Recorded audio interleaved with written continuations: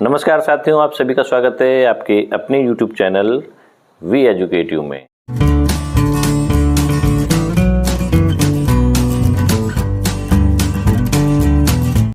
साथियों, वीर गाथा 4.0 में आप अपने विद्यालय का रजिस्ट्रेशन किस प्रकार से कर पाएंगे और साथ ही आपके विद्यालय से मैक्सिमम कितने छात्र छात्राएं इसमें अपने प्रोजेक्ट को सबमिट कर पाएंगे, तो आज के वीडियो में हम पूरी डिटेल आपको देने वाले हैं। तो कृपया वीडियो को अंत तक अवश्य देखिएगा। वीडियो पसंद आए तो वीडियो को लाइक एवं शेयर अवश्य कीजिएगा तथा हमारे इस चैनल को सब्सक्राइब करके भी अवश्य रखिएगा। साथ ही बेल आइकन के ऑल में जाके भी क्लिक कीजिएगा ताकि आने वाले जितने भी अपकमिंग वीडियोज़ हैं उनकी नोटिफिकेशन आपको सबसे पहले मिल पाए और आप उन महत्वपूर्ण वीडियोज़ का लाभ उठा पाएँ। तो चलिए वीडियो स्टार्ट करते हैं और एक एक कन्फ्यूजन दूर करने का प्रयास करते हैं कि वीर गाथा 4.0 में आप अपने विद्यालय का रजिस्ट्रेशन करने के साथ ही साथ किस कक्षा वर्ग में कितने छात्र छात्राओं का प्रोजेक्ट को सबमिट कर सकते हैं। तो चलिए वीडियो स्टार्ट करते हैं।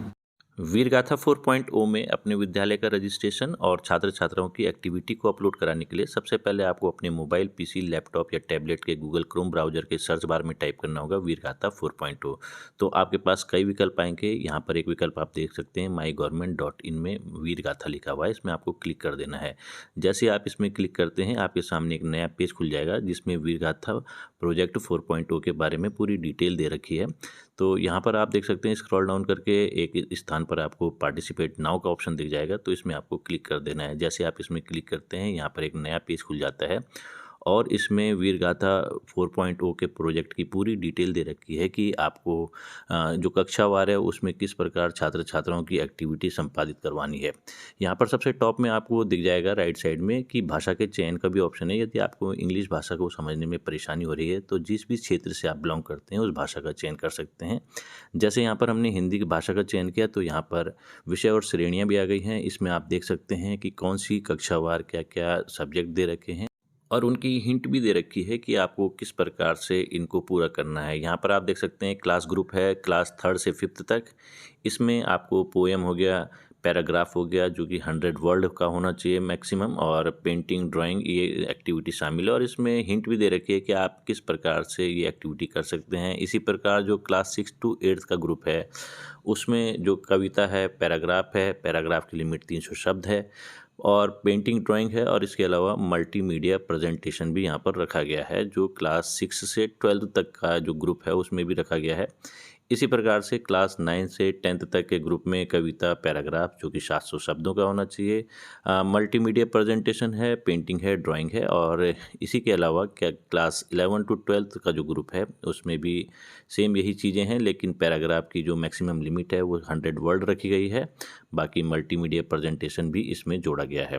तो इनको आप बारीकी से अध्ययन कर लें और उसके बाद ही आप अपने विद्यालय का रजिस्ट्रेशन और छात्र छात्राओं की जो भी एक्टिविटी है उसको संपादित करवाएं। इसमें ध्यान देने योग्य बात यह है कि प्रत्येक विद्यालय से जो मैक्सिमम लिमिट है छात्र छात्राओं की जो प्रोजेक्ट हैं उनको सबमिट करवाने की वो 4 रखी गई हैं। एक विद्यालय से केवल 4 छात्र छात्राएं जो मैक्सिमम हैं वो ही इसमें सबमिट कर सकते हैं अपने प्रोजेक्ट को, और उसके अलावा आप कम भी करवा सकते हैं लेकिन 4 से अधिक नहीं करवा सकते।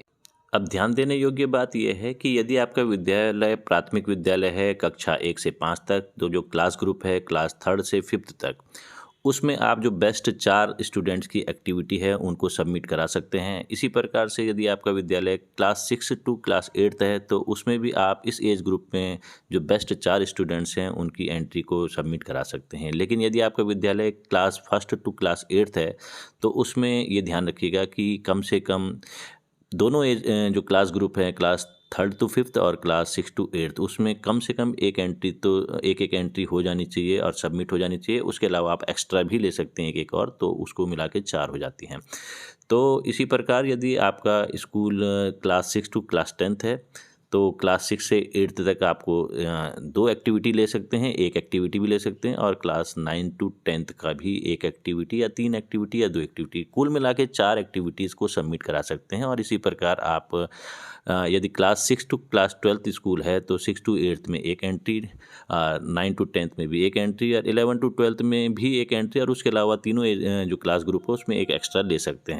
तो इस पेज को स्क्रॉल अप करके आप फिर से यहाँ पर देखेंगे सबमिट योर एंट्री लिखा हुआ होगा, तो इसमें आपको क्लिक कर देना है। जैसे आप सबमिट योर एंट्री में क्लिक करते हैं आपके पास लॉगिन का ऑप्शन आ जाता है। तो लॉगिन यदि किसी विद्यालय ने पूर्व में इसका लॉगिन साइन अप किया हुआ है तो आपको डायरेक्ट ओटीपी प्राप्त होगा। यदि आपके विद्यालय से किसी भी फ़ोन नंबर से यदि अभी तक इसका कोई भी प्रोसेस नहीं किया गया है तो पहले आपको इसमें साइन अप करना पड़ेगा, कुछ डिटेल्स भरनी पड़ेगी। यहाँ पर उदाहरण के लिए हम पहले आपको एक ऐसा फ़ोन नंबर एंटर करके दिखाते हैं जिसका पहले से ही साइन अप हो रखा है, तो उसमें डायरेक्ट ओटीपी आ जाएगी और उसके ज़रिए आप लॉगिन कर सकते हैं। यहाँ पर हमने एक मोबाइल नंबर लिखा है और यहाँ पर लॉगिन विद ओटीपी कर दिया है। ये ध्यान रखिएगा कि ये मोबाइल नंबर या तो प्रधानाचार्य का हो स्कूल के, या फिर आपके विद्यालय में जो लिपिकीय स्टाफ है, क्लरिकल हैं, उनका भी नंबर हो सकता है। तो इसमें भी कन्फ्यूजन कईयों को रहता है कि किसका मोबाइल नंबर से रजिस्ट्रेशन करें।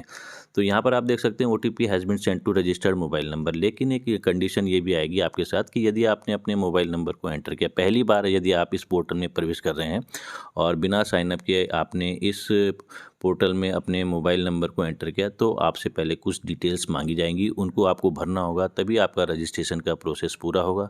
तो उसको भी हम बताते हैं यहाँ पर, जैसे कि आपने अब यहाँ पर हम एक मोबाइल नंबर डालते हैं और उसको फिर से यहाँ पर सबमिट करके ओटीपी प्राप्त करने की कोशिश करते हैं, तो आगे क्या प्रोसेस होगा ये दिखाते हैं हम आपको। यहाँ पर हमने एक मोबाइल नंबर डाल दिया है, लॉगिन विद ओटीपी करने का प्रयास किया है। तो जैसे ही हम इसमें लॉगिन विद ओटीपी करते हैं, ये फर्स्ट टाइम हमने नंबर डाला है, तो ये देखिए यहाँ पर ये डिटेल्स आ गई हैं। इसमें डिटेल पूछता है, फुल नेम पूछता है, ईमेल आईडी पूछता है, जेंडर पूछता है, कंट्री का रीजन पूछता है, उसके अलावा डेट ऑफ बर्थ पूछता है। तो इसको आप भर लें। ये विद्यालय के प्रधानाचार्य भी भर सकते हैं और क्लरिकल स्टाफ भी भर सकता है, और उसके बाद यहाँ पर आप इसको सबमिट कर दें। तो जैसे आप यहाँ पर इसको सबमिट करेंगे तो तब आपके पास आपके जो ये वाला फ़ोन नंबर आपने मोबाइल नंबर दे रखा है, उसमें टेक्स्ट मैसेज के ज़रिए भी आपको एक पासवर्ड मिलेगा, जिसके ज़रिए आप पासवर्ड बेस पे भी इसको लॉगिन कर सकते हैं। अन्यथा फिर आप ओटीपी बेस के लिए भी इसमें एलिजिबल हो जाएंगे कि ओटीपी के बेस में भी आप इसको लॉगिन कर सकते हैं। यहाँ पर ये देख सकते हैं आप कि यहाँ पर अब आप मोबाइल नंबर लिखेंगे और लॉगिन विद ओटीपी करेंगे तो आपके पास ओटीपी आएगा, और उसके बेस में भी आप लॉगिन कर सकते हैं, और आपके इस नंबर पर टेक्स्ट मैसेज भी आ गया हो। तो यूज़र नेम के स्थान पर आपको अपना ये वाला मोबाइल नंबर डाल देना है, और पासवर्ड जो आपको टेक्स्ट मैसेज के जरिए प्राप्त हुआ है उसके ज़रिए भी आप इसमें एंटर कर सकते हैं। तो यहाँ पर हमें पासवर्ड प्राप्त हुआ है तो हम यहाँ पर पासवर्ड भी डाल देते हैं और उसके ज़रिए लॉगिन करते हैं। आप ऊपर वाले विकल्प को भी चुन सकते हैं, क्योंकि आपका रजिस्ट्रेशन हो चुका है, आपने डिटेल्स फिल कर दी थी, तो ओटीपी के बेस में भी कर सकते हैं। और यहाँ पर ये हमने जैसे ही लॉगिन किया तो एक नया इंटरफेस खुल के आ गया है, जिसमें पर्सनल डिटेल पूछी जाती है विद्यालय की, कि टाइप ऑफ स्कूल, बोर्ड क्या है, इसमें सीबीएसई बोर्ड से एफिलेटेड है या अदर बोर्ड है, नॉन सीबीएसई है। यदि आप सीबीएसई चुनते हैं तो आपके विद्यालय का यूडाइस कोड भी पूछा जाता है। यदि आप नॉन सीबीएसई चुनेंगे तो विद्यालय के यूडाइस कोड को भरने की आपको आवश्यकता नहीं पड़ेगी। इसके बाद name of the school, full address of the school, state का चयन करना है, डिस्ट्रिक्ट का चयन करना है। नेम ऑफ द बोर्ड में आपको स्कूल के बोर्ड का चयन करना है, किससे एफिलिएशन है आपके विद्यालय के बोर्ड की। उसके अलावा यहाँ स्कूल मैनेजमेंट, ये गवर्नमेंट सेक्टर का स्कूल है, गवर्नमेंट है या प्राइवेट है। इसके अलावा प्रिंसिपल का नाम आ जाएगा, उनका मोबाइल नंबर आ जाएगा और ईमेल आईडी आ जाएगी।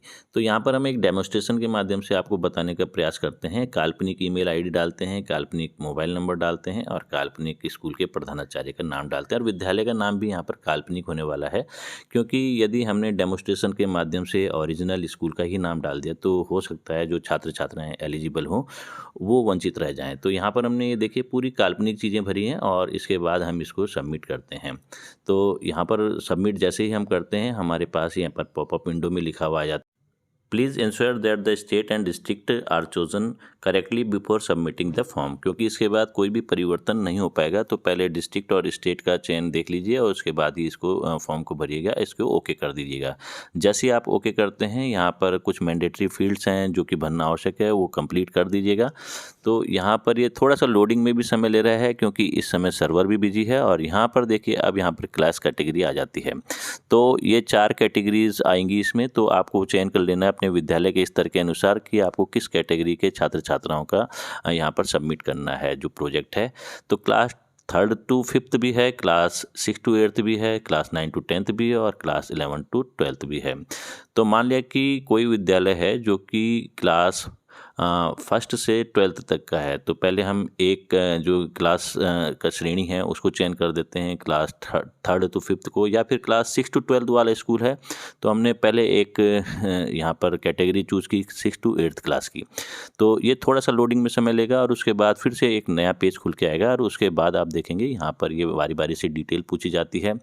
तो यहाँ पर हमने क्लास का चयन, श्रेणी का चयन कर ही रखा है। अब यहाँ पर एक्टिविटी, क्योंकि 6 to 8th में एक्टिविटी हैं, आप पोएम कर सकते हैं, पैराग्राफ जो कि 300 शब्दों का है, उसके अलावा ड्राइंग पेंटिंग है और उसके बाद अलावा मल्टीमीडिया प्रेजेंटेशन भी है। मल्टीमीडिया प्रेजेंटेशन की भी लिमिट आप पढ़ लें कि वो कितनी है। तो हमने यहाँ पर चयन कर दिया है पेंटिंग ड्राइंग का, और उसके बाद जो भी छात्र छात्रा ने ड्राइंग पेंटिंग जो कि 4 MB JPG फॉर्मेट में हो, PNG फॉर्मेट में हो, उसको बना रखा होगा तो उसको आप पहले PNG JPG फॉर्मेट में 4 MB में कंप्रेस कर दें। उसके बाद इसको यहाँ पर अपलोड कर सकते हैं जिस भी लोकेशन में ये सेव होगी। इसको आप फ़ोन से भी कर सकते हैं और कंप्यूटर के माध्यम से भी कर सकते हैं।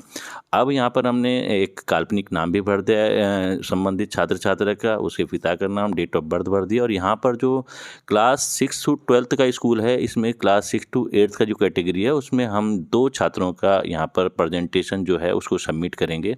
बाकी एक छात्र का करेंगे क्लास 9 to 10th वाली कैटेगरी में और एक छात्र का करेंगे 11 to 12th वाली कैटेगरी में। तो ये टोटल 4 हो जाने चाहिए। तो यहाँ पर हमने 2 किया है, इसको हम सबमिट कर देते हैं। जैसे हम इसको सबमिट करते हैं तो संबंधित छात्र का यहाँ पर प्रेजेंटेशन सबमिट हो जाता है। तो यहाँ पर पहले एक पॉपअप विंडो में भी आएगा कि श्योर कर लें कि ये सारी सूचनाएं सही हैं, उसके बाद ये यहाँ पर सबमिट हो जाएगा। और इसमें ये देखिए सबसे टॉप में इसका नाम वाम आ जाता है, क्लास आ जाती है और एक्शन में एडिट का बटन आ जाता है। एडिट के बटन को केवल आप एक बार ही यूज कर सकते हैं। जैसे आप इसको यूज कर लेंगे तो इसके बाद एडिट का ऑप्शन आप पे नहीं आएगा, केवल एक बार आप इसमें करेक्शन कर सकते हैं जो भी यहाँ पर एडिट के बटन को क्लिक करके दिखाई गई है। उसके बाद आपने सबमिट कर दिया, कई बार 400 वेब पेज नॉट फाउंड इस टाइप का भी मैसेज आएगा क्योंकि सर्वर बिजी है और लास्ट डेट भी आने वाली है इसको सबमिट करने की। तो यहाँ पर आप देख सकते हैं स्टूडेंट का यहाँ पर डिस्क्रिप्शन आ गया है। इसी प्रकार से आप जो क्लास 6 to 8 है उसमें किसी दूसरे स्टूडेंट की प्रेजेंटेशन आप डाल सकते हैं, जिसमें आप उसके पैराग्राफ को PDF में कन्वर्ट करके डाल सकते हैं, या फिर जो लिखी हुई कविता है उसको PDF में कन्वर्ट करके डाल सकते हैं। ड्राइंग पेंटिंग को JPG फॉर्मेट में भी डाल सकते हैं। जो भी विकल्प इन्होंने दे रखे हैं उसमें आप डाल सकते हैं। ये केवल डेमोस्ट्रेशन के माध्यम से हम आपको बताने का प्रयास कर रहे हैं कि किस प्रकार से आप बारी बारी से प्रत्येक क्लास ग्रुप का जो स्टूडेंट्स हैं उनकी जो प्रेजेंटेशन है उनको यहाँ पर सबमिट कर सकते हैं। तो ये देखिए हम फिर से यहाँ पर एक प्रयास कर रहे हैं यहाँ पर आपको बताने का। प्रोजेक्ट लगभग सेम वही कर रहे हैं, आप अलग अलग कर सकते हैं जो भी आपको अपलोड करना है, लेकिन चूंकि ये डेमोस्ट्रेशन है इसलिए हम यहाँ पर केवल बताने का प्रयास कर रहे हैं। फिर से वही क्लास 6 to 8th में जो काल्पनिक नाम है उसको आपको भर देना है और उसके बाद यहाँ पर जो पूछा जाता है कि 6 to 8th ग्रुप में कितने स्टूडेंट पार्टिसिपेट कर रहे हैं, आपने यहाँ 2 ही लिखना है और इसको आप ओके कर देंगे। जैसे आप इसको ओके करते हैं तो ये दूसरे छात्र की भी डिटेल सबसे टॉप में आपको दिखाई देने लग जाएगी, ये देखिए आप। और जो पहला छात्र जिसका हमने एडिट किया था एक बार, उसका डिसेबल हो गया है। तो इस प्रकार आप ध्यान रखें कि यदि आपको एडिट करना है तो सोच समझ के एडिट करें और उसको सबमिट करें, क्योंकि एक ही बार विकल्प दिया जाएगा एडिट करने का।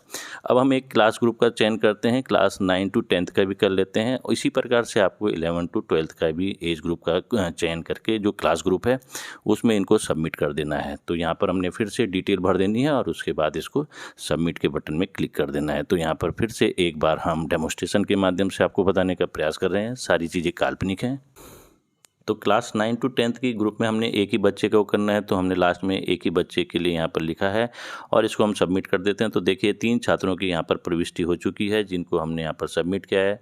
क्लास 6 to 8th में 2 छात्र हैं, क्लास 9 to 10th में 1 छात्र है और इसके अलावा अब जो लास्ट जो क्लास है वो क्लास 11 to 12th वाला ग्रुप है, उसमें भी हम एक का चयन करके उसकी जो यहाँ पर प्रोजेक्ट है उसको यहाँ पर सबमिट कर देते हैं। तो यहाँ पर अब देखते हैं कि हमने 11 to 12th का चयन कर लिया है और उसके बाद जो भी सूचनाएं हैं वो भर दी हैं और लास्ट में फिर से एक number, total number of student participating class group 11 to 12th, यहाँ पर भी हमने 1 भर देना है और इसको सबमिट कर देना है। तो जैसे हम इसको भी सबमिट करते हैं तो ये चारों छात्र छात्राओं के जो सबमिशन हैं वो आपको दिखाई देने लगेंगे सबसे टॉप पे। और उसके अलावा आपको ग्रीन कलर की जो लाइनिंग है उसमें दिखाई देने लगेगा सबमिशन लिमिट रीच्ड। तो आपने 4 जो मैक्सिमम छात्र छात्राओं की उनके सबमिशन को रीच कर दिया है लिमिट को। और यहाँ पर ये 15 अक्टूबर लिखा हुआ है, चूँकि इसकी डेट एक्सटेंड हो गई थी 21 अक्टूबर तक, तो इसको आप डाउनलोड भी कर सकते हैं सर्टिफिकेट को इनके। तो इस प्रकार से आप बड़ी आसानी से जो वीरगाथा ऐप है उसमें अपना विद्यालय का रजिस्ट्रेशन भी कर सकते हैं और साथ ही साथ अपने विद्यालय के अधिकतम 4 छात्र छात्राओं के प्रेजेंटेशन को सबमिट भी कर सकते हैं। यदि यह वीडियो आपके लिए लाभकारी साबित हुआ हो तो कृपया वीडियो को अधिक से अधिक लाइक एवं शेयर करें तथा चैनल को सब्सक्राइब करना बिल्कुल ना भूलें, क्योंकि यह शिक्षा विभाग से संबंधित एक महत्वपूर्ण चैनल है तथा समय समय पर इस चैनल के माध्यम से हम आपको शिक्षा विभाग से संबंधित कई अन्य महत्वपूर्ण सूचनाएं भी प्रदान करने का प्रयास करते रहते हैं। धन्यवाद।